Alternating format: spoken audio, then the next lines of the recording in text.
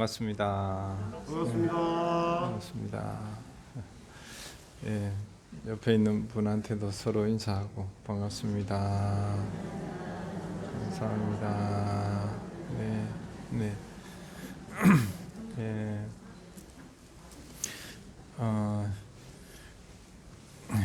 오늘 그 입춘 기도에 또 많이 마음을 내주시고 참여해줘서 너무 감사드립니다. 이렇게 뵙게 되니까 참 좋고 반갑고 그래요. 여러분도 그래요? 네, 반갑습니다. 입춘이 이제 봄에 들어선다는 이제 날이잖아요. 우리가 봄을 기다리고 봄을 반가워하고 하는 것은 이제 겨울이 이제 끝나기 때문이죠. 겨울을 상징하는 것은 그 춥고 또 경직되고 움츠리고 이렇게 이런 거를 이제 겨울이 상징을 합니다. 그러니까 봄은 이제 경직되고 웅크리고 이렇게 긴장되어 있는 것이 이제 이렇게 풀리는 날이기도 한 거죠. 그래서 1년으로 치면 계절이 우리한테 그런 거를 보여주고 있어요. 우리가 몸으로 그걸 경험하고 마음으로 그거를 경험합니다. 우리가 대부분 스트레스라고 하는 거, 몸에 병이 오는 것은 대부분 이제 경직되어 있기 때문이에요. 우리 마음이 경직되어 있으면 마음이 겨울인 것처럼 이렇게 차고 냉랭하고 긴장되어 있어요. 그런데 경직되고 긴장된 그 마음을 이렇게 내려놓고 봄으로 맞이하는 것이 이제 어찌 보면 우리의 그 스트레스로부터 벗어나는 길인 거죠. 이제 대부분 긴장되고 경직되고 있으면 이제 그 물과 물이 만나면 서로 상처를 줘요, 안 줘요? 전혀 주지 않죠. 근데 얼음과 얼음이 만나면 어때요? 아주 큰 충격이 고통스러워해요. 그러니까 우리가 이제 사람과 사람이 만날 때, 마음을 주고받을 때, 내 마음이 얼음처럼 경직돼 있고 또 상대의 마음이 얼음처럼 경직돼 있으면 그 마음과 마음이 이렇게 만날 때 상처를 입어요, 서로가. 근데 대부분이 그런 나를 힘들게 하는 것이 이제 어디서 온다고 생각해요? 누구 마음? 내 마음이라는 분 손들어 봐요. 네. 그리고 상대의 마음이라고 생각하는 분 손들어 봐요. 여긴 다 도인들이 이미 다 알고 있어요. 이미 다 알고 있는데 그런 상황이 생기면 상대를 미워하지 않나요? 안 그래요? 그런 상황이 될 때, 내가 화가 날 때 누구를 뭐라 그래요? 그래요? 내 마음에서 일어난다며. 근데 왜 상대를 비난하죠? 네. 왜 그래요? 자비심이 부족해서. 그래요. 이제 우리가 다 알고 있는 거예요. 다 알고 있고 매일 일어나고 있고 수천 년 동안 한결같이 그렇게 마음은 그렇게 작용하고 있었던 거죠. 근데 우리가 이제 마음이 왜 그럴까? 내가 왜 경직되고 긴장되고 화가 나고 스트레스를 받을까? 그리고 그것이 이제 몸으로 전해지면 몸이 어딘가가 아프기 시작하는 거죠. 사람마다 다 달라요. 내가 신경 쓰고 화가 날 때 내 몸을 보면 저 같은 경우는 위가 아파요. 위가 긴장되고 힘들면 신경 많이 쓰면 바로 위하고 연결이 돼 있어요. 그러면 제가 위가 아프면 그게 무슨 말이에요? 무슨 신호죠? 제가 스트레스를 받고 있다는 증거죠. 그런데 가서 위장약을 자꾸 먹으면 좋아져요? 안 좋아져요? 위장약 먹는다고 좋아지지 않아요. 원인이 어디에서 오는 거죠? 마음의 스트레스에서 오는 거죠. 그래서 병원에 오는 분들의 환자의 80%가 전부 시민성이래요. 마음에서 오는 스트레스 때문에 오는 거죠. 그게 계속 굳어지면 이제 굳어지고 경직되는 게 몸의 병이 되거든요.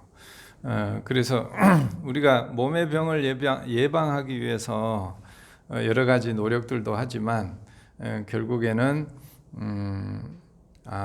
나한테 불편함, 스트레스, 화가 일어난다. 그러면 뭘 봐야 돼요? 나한테서 일어나는 이 화가 찾아오는구나. 이렇게 화도 항상 나한테 내 마음에 같이 있지 않아요. 없다가 그 상황이 되면 때가 되면 예를 들어서 봄이 되고 싹이 기온이 맞고 비가 오면 아무것도 없던 땅에서 올라오잖아요. 우리의 마음이라는 것도 그 순식간에 올라와요. 순식간에 씨앗으로 있다가 그 상황, 비슷한 상황이 생기면 그 불편함이 다 나타나는 거죠.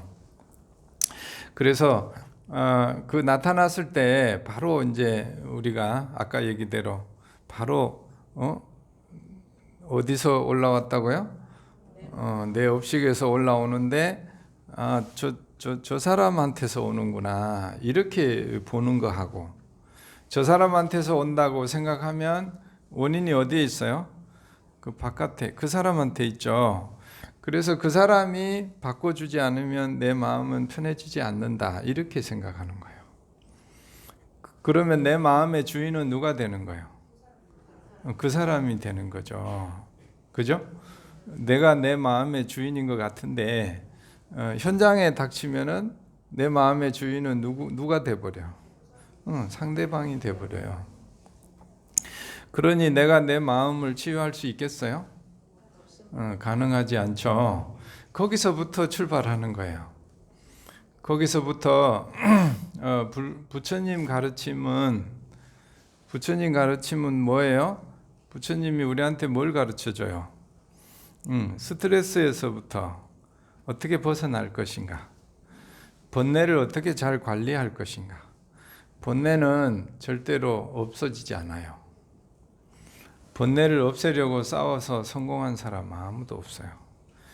번뇌와 싸워서 이긴 사람은 어떤 성인도 부처님도 없어요. 부처님도 생전에 그 길을 찾았고 그거를 잘 익숙하게 훈련해서 번뇌를 극복은 했지만 일생을 스트레스를 줘요. 주변의 인연들이. 그런데 어떻게 해요? 그 스트레스를 번뇌를 잘 관리할 줄 아신 거라. 아주 잘 관리를 해요. 그래서 어때요? 그냥 함께 일생을 살아갑니다. 우린 자꾸 뭘 원해요? 어떻게 원하지? 내 마음이 불편해지지 않기를, 내 마음이 항상 평화롭기를 이렇게 바라죠? 그래요? 그런데 그렇게 되나요? 안 되죠? 안 되면 어떻게 해요? 신경질을 내기 시작해. 누구한테? 나한테 신경질을 내면 내가 다치고 상대한테 하면은 상대가 다쳐요. 나를 공격하면 화병이 되고 상대를 공격하면 어떻게 돼요? 나를 떠나게 되죠. 그래서 우리는 외로워지는 거예요.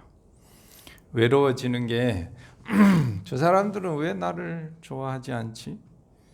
왜 그럴 것 같아요?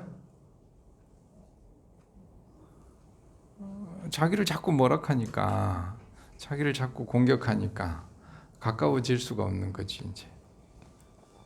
그래서 그 스트레스로 가느냐 아니면 그거를 내 성장의 기회로 삼느냐, 요것이 두 가지 길이 있어요. 두 가지 길이 있는데 하나는 이 화나는 마음이, 불편한 마음이 바깥에서 오는구나, 저 사람 때문에 오는구나, 또는 환경. 요즘 특히 저번에도 택시 타니까 타자마자 그 조계사에서 서울역 가는데 10분 정도밖에 안 걸리거든요. 타자마자 기사 아저씨가 스님 뭐 얘기 좀 해도 돼요? 그래서 난 뭐 좋은 얘기 하나 그랬더니 바로 막 그 대통령 윤석열 뭐 그 엄청 뭐라 하더라고. 그래가지고 그 내가 뭔 얘기 할지를 모르니까 그러시군요. 그러네요. 그러네요만 했어. 안 그랬으면 내가 그까지 가기 전에 아마 날 내려라 했을 거야. 자기 화가 안 풀리니까. 그래서 그렇군요 했는데 뭔 얘기 하는지 모르는데 막 화를 내. 그래서 화내는 사람한테 뭐라 그래요? 그렇게 하지 말아라 하면은 큰일 나는 거예요. 그냥 그분은 뭘 원하는 거예요? 내 이 화나는 마음을 알아달라고, 그 얘기거든요. 그래서 그러시군요 하니까 이제 계속 화가 나진 않잖아요. 그러니까 거기다 대고 왜 그러냐고, 그런 생각하면 안 돼요. 그러면 서울역 내릴 때까지 화를 내. 그런데 그러시군요. 그러니까 이제 좀 금방 속으로 들어요. 그러고 나서 주의가 딴 데로 옮기면 좋겠잖아요. 그래 마침 그 롯데백화점에 뭐 화려하게 뭘 해놨더라고. 뭐 그 장치를 막 그 조명을. 그래서 와 저게 뭐예요? 그러니까 이제 그때부터는 뭐 하는 거야? 막 설명을 하는 거예요. 신이 나가지고 웬 시골 스님이 와가지고 저거 너무 신기하다고 막 그 바로 앞에 보니까 신세계 백화점 건물 전체를 화면으로 막 이렇게 막 번쩍번쩍해. 저건 또 뭐예요? 그러니까 막 신이 나가지고 그뒤부터 서울역에 내릴 때까지 계속 신이 나가지고, 그러니까 택시 안에 공기가 처음 탔을 때는 막 무서웠어요. 근데 그 다음에 그 서울역까지 가는 동안은 굉장히 분위기가 좋았어요. 내릴 때 아이고 수고하셨다고 하니까 감사합니다 인사도 할 줄 알더라고. 그러는 분이 아닌데, 그래서 우리가 주의를 어디다 두는가에 따라서 이 세상은 항상 열려 있지만 여러 가지가 우리가 주의를 어디다 두는가에 따라서 그 세상은, 그때의 공기는, 그때의 분위기는 달라지는 거죠. 우리가 대부분이 내 사는 건 왜 이럴까? 왜 이렇게 슬플까? 괴로울까? 이러는 거는 뭐 하고 있다는 거예요? 내가 계속 그런 걸 선택하고 있다는 거죠. 그렇죠? 내가 그 길을 가고 있다는 증거예요. 저 사람을 볼 때 자꾸 화가 나다는 거는 내가 뭘 선택한다는 거예요? 그 사람이 나를 화나게 했던 그 장면을 자꾸 떠올린다는 얘기고, 그거에다 자꾸 주의를 둔다는 거죠, 이제. 근데 그걸 자꾸 하다 보면 그게 습관이 돼가지고 그 인간만 보면 그 생각이 떠오르는 거라. 이게 자동화된다고 해요. 불교식으로 하면 이게 업이에요. 업의 힘. 하기 싫은데도 자꾸 그렇게. 그래서 우리가 수행한다고 하는 것은 그렇게 자동화되고 습관화된 것을 그대로 하면은 100살까지 살아도 바뀌지 않아요. 안 바뀌어도 좋으면 그냥 살면 돼. 근데 왜 괴롭다고 해? 괴로우면은 자기가 괴롭다는 건 뭐예요? 벗어나고 싶다는 얘기잖아요. 벗어나고 싶으면 같은 방식으로 하면 안 되는데 같은 방식으로 하면서 뭐만 달라지길 바라요? 결과만 달라지기를 바라요. 결과만. 그냥 하던 대로 계속 미운 생각, 미운 일을 떠올리고 미운 이유를 대고 그래서 내가 왜 화를 자꾸 내게 하면서 내 기분이 어떻게 되길 바라요? 기분이 기뻐지기를 바래. 그러면 되겠어요? 결국 불가능하겠죠. 그래서 그렇게 계속 하는 걸 이제 어리석다고 해요. 어리석다고. 그래서 이제 부처님이 우리한테 알려주는 것은 그런 마음이 일어날 때, 그런 느낌이 일어나고 그런 감정이 일어날 때 그때가 우리가 포인트라는 거예요. 갈림길이라는 거예요. 그때 습관대로 하면은 또 그냥 자기도 모르게 그 원망하고 화를 내고 이렇게 하는데 그때 잠시 이런 마음이 찾아왔구나 라고 알아차리고 어떻게 해요? 이 마음이 잠시만 지나갈 때까지 정신 바짝 차리고 안 그러면 휩쓸려 가니까 정신 바짝 차리고 뭐예요? 부처님을 생각하고 부처님 가르침을 생각하고 연불 하는 분은 관세음보살을 하시고 또 다란이 하는 분은 그 사이에 다란이를 하고 또 참선하는 사람은 그 사이에 참선을 하는 거죠. 이제 그렇게 하면은 그 번뇌는 어떻게 해요? 사라져 간대요. 어차피 이 세상에 사라지지 않는 거 있어요? 없죠. 그런데 결국은 우리가 그걸 잡았기 때문에 사라지지 않는 거지 잡지 않는 것은 사라지는 건 하나도 없다는 거예요. 부처님이 6년간 죽도록 고생해가지고 알아낸 게 뭔지 아세요? 뭐라고 그래요? 부처님 그렇게 지혜로운 분이 모든 왕자의 권력이나 부를 다 버리고 죽도록 고생해서 알아낸 거. 그게 뭐죠? 일어난 것은 사라지는구나. 그것만이 진리래. 변하지 않는 진리. 다른 건 다 변하고 상대적인 이야기고 상대적인 평가들인데 변하지 않는 진리는 뭐라고요? 일어난 것은 사라진다. 그거 알라고 목숨 걸고 공부를 해. 우리 그거 모르는 사람 있어요? 다 알죠? 아는데 내가 잡는 것, 고집하는 거, 내가 그 놓지 못하는 거, 그 업이 어떻다고? 그것도 생긴 것은 사라지는구나. 아무리 화가 나도 그 화가 어떻다는 거예요? 사라지는구나 라고 보면 그 화를 어때요? 덜 잡게 되죠. 그것을 우리한테 부처님이 알려준 거예요. 올 한 해는 우리는 번뇌가 절대 없을 수 없어요. 번뇌는 있는데 번뇌를 만났을 때 어떻게 해요?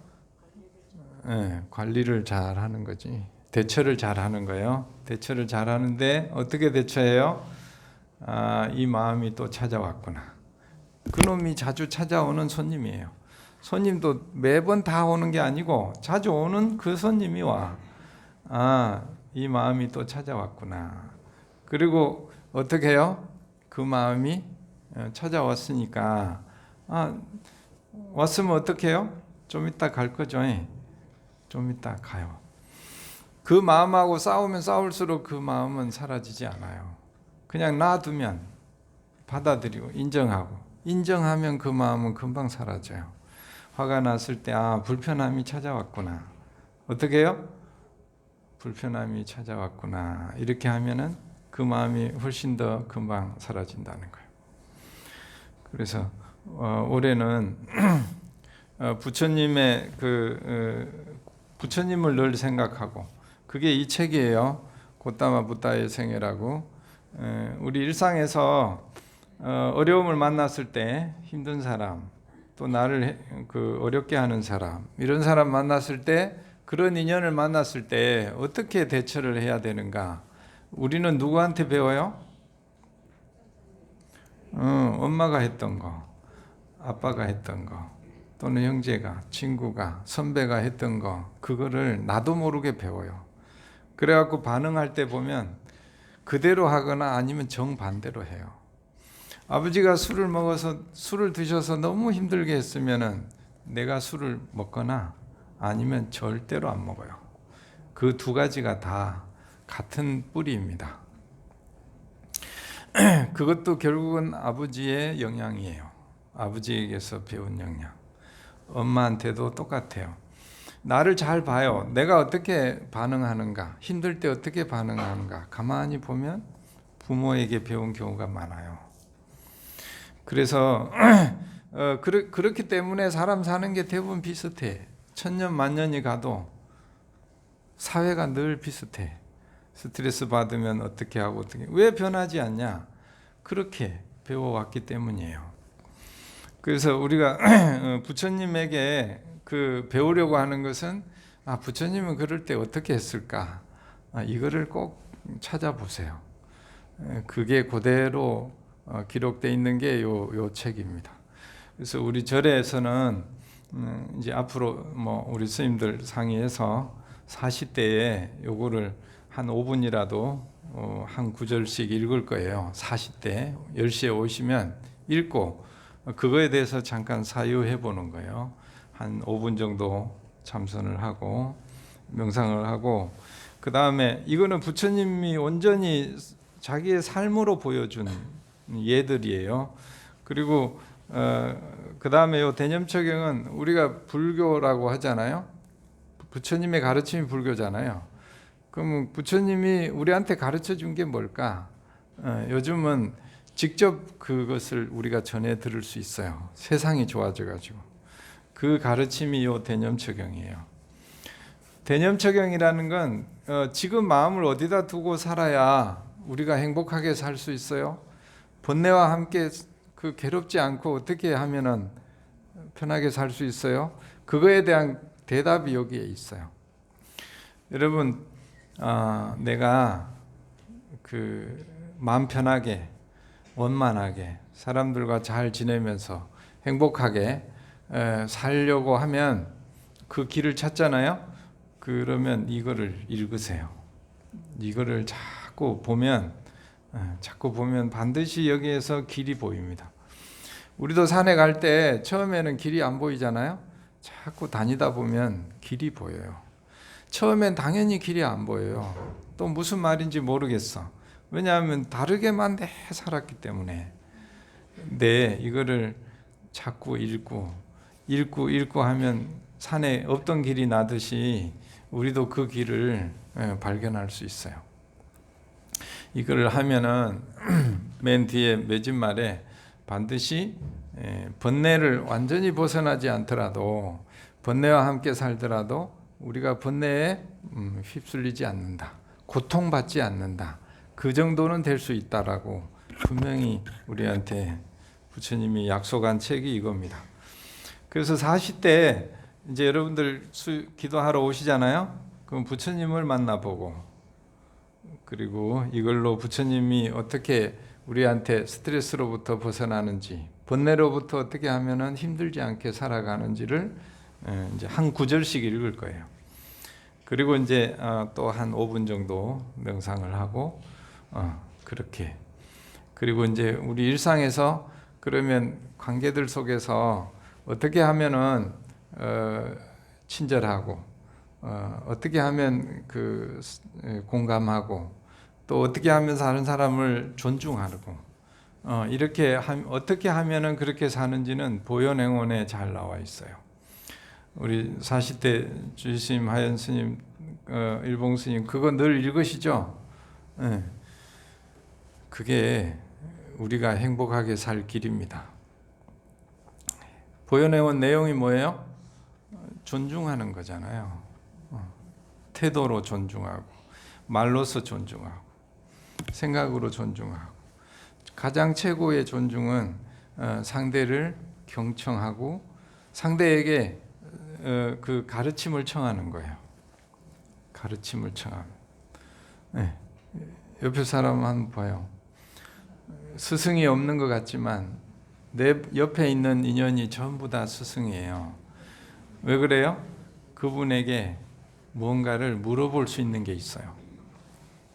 아까 그 택시 기사가 왜 갑자기 화를 내다가 갑자기 어떤 그 너그러운 사람이 됐죠? 그분에게 물어줬기 때문이에요. 이거를 가르쳐 주세요. 이렇게 하면 그때부터 입장이 뭐가 돼요? 그분은 스승이고 나는 제자가 돼요. 아이한테도 아이에게 친해지고 싶으면 아이에게 뭘 가르쳐 달라고 하세요. 그러면 바로 아이가 위축되어 있던 아이가 바로 어른이 됩니다. 그런 질문이 아이들이 어른이 돼 가는 과정이에요. 집에 아이들 있죠?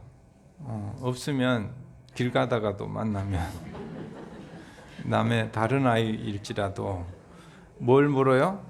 그분에게 가르쳐 달라고 하려면 뭘 발견해야 돼요? 그분이 잘하는 것을 발견해야 돼요. 그분이 뛰어난 것을, 칭찬할 만한 것을 찾아내야 돼. 옆에 사람 한번 봐요. 별로 잘난 것이 없어 보이더라도 그 중에 하나는 있어요. 하나는 있어. 그거를 발견하고 그분에게 그거에 대해서 물어주는 거예요. 그러면 그분이 최고의 존재감이 커집니다. 상대를 위해서 가장 칭찬할 수 있는 길이 그거예요. 기분 좋게 할 수 있는 것도 그거고. 어쨌든 이제 입춘이 됐으니까 입춘이 돼서 새로운 또 한 해를 살잖아요. 이제 긴장해서 좀 풀리고 한 해를 살 때 이번 한 해는 습관대로 사는 것이 아니라 습관대로 생각하는 것이 아니고 그런 습관 마음이 찾아왔을 때 얼른 알아차리고 어떻게 한다고요? 부처님을 한번 생각하고 관세음보살을 하시면 바로 습관으로 가기 전에 관세음보살을 한번 하고 그 텀을 한번 가지면 텀을 분명히 가지겠다. 그냥 막 오는 대로 들이받고 반응하지 않는다. 오는 대로 그 마음이 내 업식이 오는 거거든. 오는 대로 반응하지 않고 잠깐이라도 1분이라도 30초라도 잠깐 멈춰서 그거를 부처님을 한번 생각하고 가르침을 한번 생각하고 그러고 반응을 하면 여러분 다음 내년에 요때는 정말로 지금도 훌륭하시지만 더 이렇게 나만 훌륭해지는 게 아니라 우리 주변의 인연들이 다 평탄해지고 평화로워지고 당신 덕분에 참 행복합니다. 당신 덕분에 우리 집안이 참 편안합니다. 당신이 있어서 우리 친구들이 참 편안하게 지냅니다. 이런 얘기들을 들을 수 있을 거라고 생각해요. 한 해 동안 또 그렇게 잘 사시고 부적은 우리 스님들하고 신도님들이 일주일 넘게 저기 청정한 곳에 숨어가지고 열심히 미룬 거예요. 진짜 얼마나 긴 시간 했는지 몰라요. 기도하는 마음으로 정말로 뭐 일주일 내내 하더라고. 이렇게 밀어가지고 봉투에 넣고 정말 정성이 많이 들었으니까 소중하게 생각하면 아주 소중한 그 부적이 됩니다. 그리고 제일 중요한 부적은 우리가 부처님을 생각하고 부처님 가르침을 생각하고 그거를 염불하고 그거를 행할 때 그때 제불보살이 우리도 뭐 저 사람이 뭐 선하거나 착하거나 이런 느낌이면 그 사람을 보호해주고 싶어 난리잖아요. 내가 뭐 안 해도 막 그렇게 챙겨주려고 해. 안 그런가요? 근데 내가 막 그냥 막 보는 대로 신경질 내고 짜증 내고 이러면은 주변에서 어때요? 챙겨주고 싶나요? 그러려다가도 그렇게 잘 안 하잖아요. 그게 그러니까 다 남 탓이 아닌 거라. 내가 어떻게 마음을 쓰고 하느냐에 달렸는데, 우리의 최고의 부적은 내가 부처님 의지하고 가르침 의지하고 그렇게 선하게 살면, 우리 여기 늘 지켜보는 제불보살님들이 그분이 어디 가나 보호를 해요. 옹호를 해. 옹호성중이라 하잖아요. 우리 인연들을 옹호하고 살펴줍니다. 부적 볼 때마다 부처님 생각하고 부처님 가르침 생각하고 신행을 하면, 나의 수많은 제불보살님들이 나를 옹호하고 호지해 주는구나. 이건 제 얘기가 아니고 경전에 항상 그렇게 나와요. 부처님 말씀이니까 그걸 부적으로 삼고 1년 편안하게 잘 살기 바랍니다. 감사합니다.